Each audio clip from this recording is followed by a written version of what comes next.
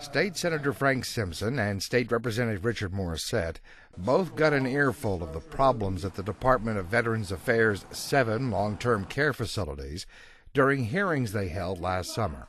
Simpson and Morissette are passionate when they talk about the change needed at the agency where abuse, neglect, even deaths had become almost commonplace. When we look back at the interim study, the information that's been shared with me by families, by residents there, by employees that work there, many of the problems we see in the system right now are a direct result of lack of oversight by an outside agency. I believe there's been some criminal activity involved. I don't need to get into all that. He will. He'll be presenting it to the multi-county grand jury. But I do think, and by doing this type of investigation, it will prevent future harm, hopefully, from ever happening again in these homes.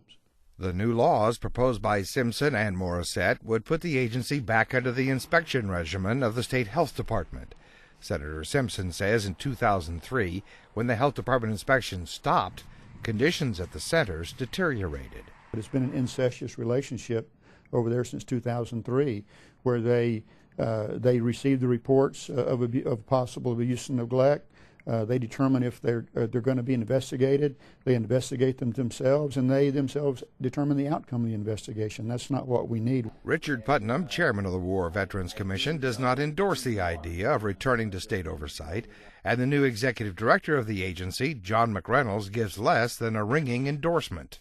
I don't care who they send to evaluate this agency and its 7 veteran centers. We will have a copy of the checklist, and we will use that checklist to prepare for whoever comes in. Senator Simpson and Representative Morissette see state oversight as critical to ending what has become a growing list of tort claims and lawsuits against the agency because of the abuse some veterans have suffered. I could care less if the director doesn't want the health department in. I could care less if Chairman Putnam doesn't want the health department in. I don't care about them. My concern is about the veterans.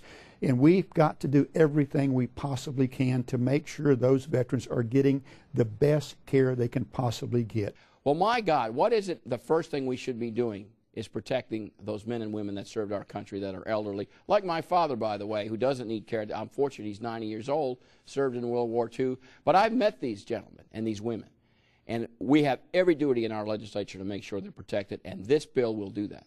Anita Plummer's 91-year-old father is a resident of the Norman Veterans Center. She visits him regularly, and while she says there are lots of new employees at the facility, if she wasn't vigilant about her dad's care, his quality of life would suffer. I keep close watch. So if I weren't showing up, I'm not sure. And that uncertainty is based on the level of basic care her father receives. We'd go back and forth about whose job is it to clean his mouth. You know, someone would say, well, that's the courtesy aide's job, and they would say, no, that's the aide's job. It was confused about who was supposed to do that. John McReynolds has overseen the hiring of many new nursing assistants. Several administrators have been replaced, along with medical staff. And he knows that's not enough. We're making a strong effort in the area of recruiting, but not far behind that is also retention. We can get them in the building, but we need to get them there and create an environment where it's a place that they want to be a part of and they stay around. That is the focus of another of Senator Simpson's bills. It would create a career ladder for new employees to encourage them to stay on the job. Meanwhile, serious staffing shortages continue at the centers. Anita Plummer thinks if they could hire more qualified people, the problems at the veteran centers would begin to go away. They can do it if they have enough help and if they have good leadership. John McReynolds agrees that leadership is the key to turning ODVA around, but recent proposals for big pay raises for himself and center administrators, hiring 7 new people, did not sit well with Morissette and Simpson. We've got the same people from that same system that are being moved into positions of responsibility. That's not a culture change. These are individuals that are not going to be flexible to looking at new ways of doing things. And I'm adamantly opposed to many of the things that I see taking place over there in the last week. Pay raises for CNAs and frontline folks that work in the homes is absolutely necessary. But asking for raises for administrators after this debacle is absurd. And as long as I'm on that committee, I can assure you that they are going to go through great scrutiny trying to get that kind of money for administrators. Buck Reynolds says a pay raise for the agency's director has been on the table for some time in order to match that of other state agency heads. On other pay hikes within his agency, he says they are necessary and deserved. I want to compensate the deputy director. I want to compensate anybody at this central office who I believe has the ability to provide the oversight over this agency in the corners of this state. I want to attract good quality leaders, and we've got good administrators in all of the centers. I'm proud of them. They are personable leaders, and they're committed to what they're doing. And McReynolds wants to hire more staff to help veterans get all the benefits they are entitled to, and in turn produce substantially more income for the agency. ODVA has begun audits to make that happen. We've completed an audit of the files at Claremore out of a 300-bed facility and found 117 files that needed action. And some of these are Vietnam veterans who have Agent Orange exposure and have conditions that result from that exposure that have never been dealt with. In a matter of weeks, the money the ODVA receives from the federal government for veterans who are 70 to 100% disabled due to their military service will increase to more than $300 a day.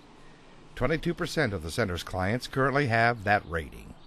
And I'm convinced that if we do our jobs, we can get that up to 40%. We can elevate that 22% up to 40% fairly quickly. So therein comes more revenue from the federal government that we can use to pay doctors and nurses and staff.